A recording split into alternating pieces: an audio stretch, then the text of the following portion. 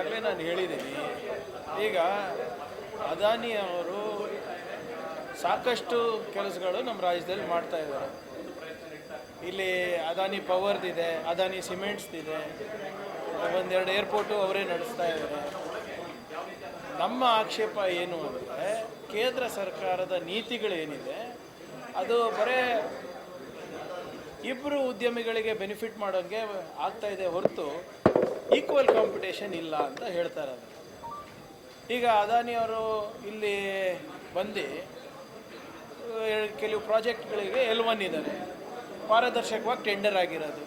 ನಾವು ಮನ್ಸು ಬಂದಂಗೆ ಟೆಂಡರ್ ಕೊಡಲಿಕ್ಕಾಗಲ್ಲ. ನಾವು ನಾವು ಬೇರೆ ಕಾಂಟ್ರಾಕ್ಟರಿಗೆ ಕೊಟ್ಟಿದ್ರೆ ನೀವು ಹೇಳ್ತಾ ಇದ್ರಿ ಇಲ್ಲಪ್ಪ ನೀವು 4G ಎಕ್ಸಾಮ್ಷನ್ ತೊಗೊಳಕ್ಕಾಗಲ್ಲ, ಇದರಲ್ಲಿ ಏನೋ ಒಂದು ನೀವು ಹಗರಣ ಮಾಡಿದ್ದೀರ ಅಂತ. ಈಗ ಟ್ರಾನ್ಸ್ಪರೆಂಟ್ ಪ್ರೋಸೆಸ್ನಲ್ಲಿ ಅವ್ರು L1 ಇದ್ದಾರೆ, ಸಹಜವಾಗಿ ಬಂದು ಇಲ್ಲಿ ಭೇಟಿ ಆಗ್ತಾರೆ. ಯಾಕಂದರೆ ಭಾಳ ಬೆಂಗಳೂರಿಗೆ ಒಂದು ಮಹತ್ವಾಕಾಂಕ್ಷಿ ಯೋಜನೆ ಇದೆ. ಅದು for us is nothing but a government contractor, it is nothing but a transactional contractor. ಇದಕ್ಕೇನು ಸಂಬಂಧ? ಈಗ BJP ಅವ್ರಿಗೆ ತಾವು ಕೇಳಬೇಕು.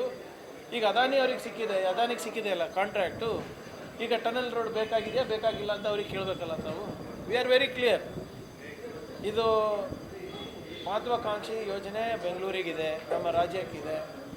ಯಾರು ತೊಗೊಂಡ್ರೆ ನಮಗೆ ಗುಣಮಟ್ಟದಂಥ ಕೆಲಸ ಆಗಬೇಕಷ್ಟೇ. ಇದು ಬಿಟ್ಟು ಅದು ಅದಾನಿನೇ ತೊಗೊಳ್ಳಿ, ಅಂಬಾನಿನೇ ತೊಗೊಳ್ಳಿ, ಏನಾದರೂ ಪಾರದರ್ಶಕವಾಗಿ ತೊಗೊಳ್ಳಿ ಅಷ್ಟೇ. ಯಾವ್ದು ನಮ್ಮ ತೆರಿಗೆ ದುಡ್ಡು ಏನಿದೆ ಅದನ್ನು ಸರಿಯಾಗಿ ಉಪಯೋಗ ಆಗಬೇಕು. ಅದು ಬಿಟ್ಟರೆ ಬೇರೆ ನಮಗೇನು ಇಂಟೆನ್ಷನ್ ಇಲ್ಲ.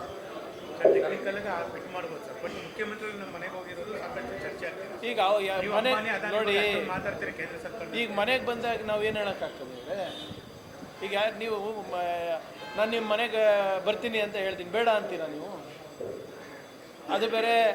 ನೀವು when you are government contractor.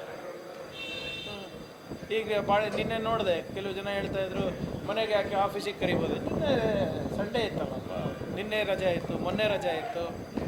ಹಾಗಾಗಿ ಅದಕ್ಕೆ ಈಗ ಮೀಟ್ ಮಾಡಿದ್ರೂ ಕಷ್ಟ, ಮಾಡಿಲ್ಲ ಅಂದರೂ ಕಷ್ಟ. ನಮ್ಮ ಸ್ಟ್ಯಾಂಡ್ ಭಾಳ ಕ್ಲಿಯರ್ ಆಗಿದೆ.